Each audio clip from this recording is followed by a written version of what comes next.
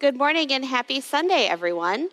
My name is Beth Staniforth-Seamster, and I'm the Children's Ministry Coordinator at Whitewater Area Regional Ministry. Well, I'm here today to do my children's message with all of you. Let's start how we always do. We'll check in with each other. I will tell you that today is pretty much a thumbs up day for me. It might be leaning a little towards the middle, only because I'm really tired of all the rain. I want to go outside and play with my kids and not get soaking wet.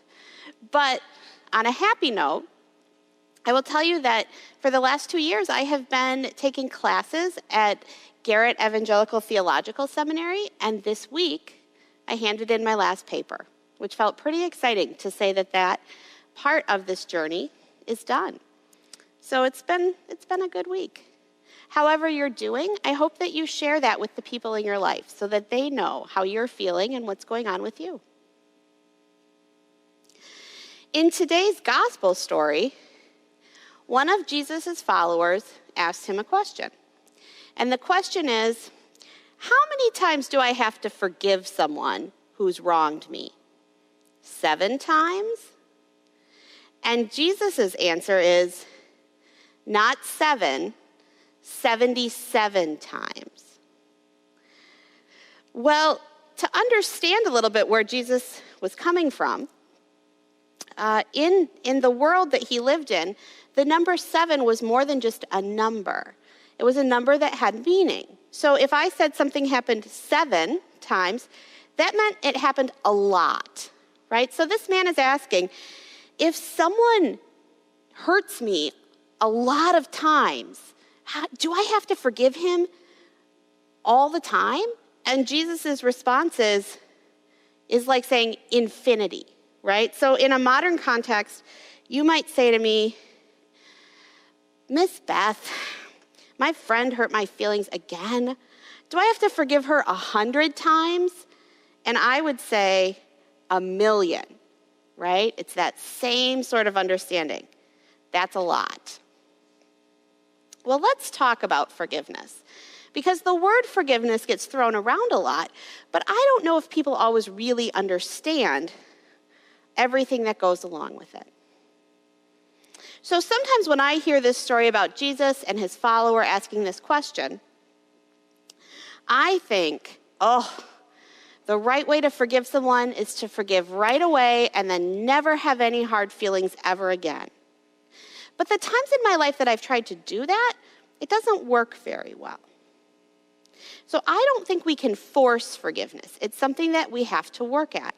And as you can see, I have a bowl of water right here. Pastor Susan is lending me her baptismal bowl. But I would like to use it to show you an example that someone showed me a long time ago. Let's think about the water in our hands like forgiveness. Now, the goal, whenever we do this, is we want to hold all the good stuff, right? Because in life, most situations have something that's good and something that's bad mixed together. So the goal is maybe to let go of the bad, but hold the good. So if I scoop up some water in my hands, and I try to forgive someone too quickly, if I say, that's okay, I forgive you, even when I really don't, it's like I open my fingers and all the water runs away, which means all the good and all the bad goes away. If I scoop water up in my hands and I deny my anger, I deny my hard feelings, it's like I clench my hands and I try to control it. And what happens there? The same thing, all the water goes away. But if I hold the water and I look at it and I pray about it, and I think about forgiveness as an ongoing process, I might look at something and say, that was some anger that I did that wrong, and I can let that go. Maybe there was hurt that I didn't know about, and I can let that go. Until I am holding the good, right? And when I do this, when I look at it as a process, then I know that God is involved in that with me. So I'd like to do this with you, talking about an example from my own life. And I'm not going to use names or go into too much detail. But I'll tell you that a few years ago, there was a woman who I was really good friends with. And that friendship ended a bit unexpectedly. And in the process, some things were said about me that weren't true to a lot of people. That's a hard place to be. And I think that as kids, gossip at school is probably something you deal with a lot. As adults, we hope we don't do that, but sometimes we do. So if I had thought about that situation and just said, oh, I forgive her, it's fine, that's denying the hurt and the anger that I was feeling. And so then all the water goes away. There's nothing. If I were to think about the situation and say, I'm so mad at her, I want to get even, I want to hurt her the way she hurt me, that's like clenching my fists and trying to control it. And then, again, the good and the bad is gone. But if I take the time to really think and look at the years of friendship and think and pray, some things happened. I started to say, you know, when I did that, I bet I hurt her feelings. That was unintentional. You know, I don't think you treat people that way unless someone has hurt you in the same way. And when I started to realize these things, I could open my fingers a little bit to let the bad stuff out, but still hold the good. Now that's a process, and I'll be honest with you, it's a process that I sometimes still have to go back to, which makes the number 77 seem not that big. Because what if I'm at school? Let's think about you. What if you're at school and someone said something really mean about you?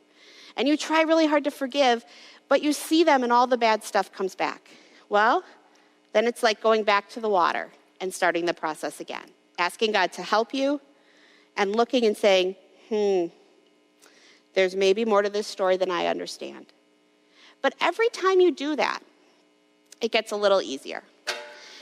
A little easier to forgive, and it's a little easier to remember the good and let go of the bad.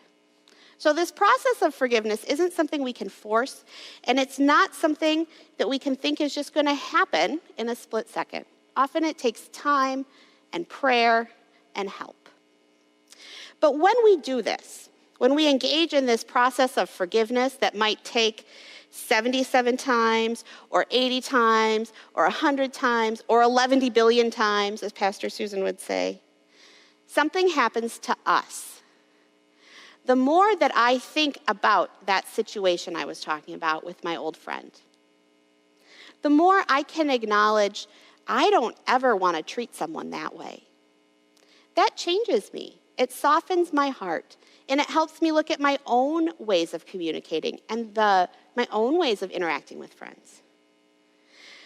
I can also look at that situation and see that there was suffering in my friend that I did not know about, right?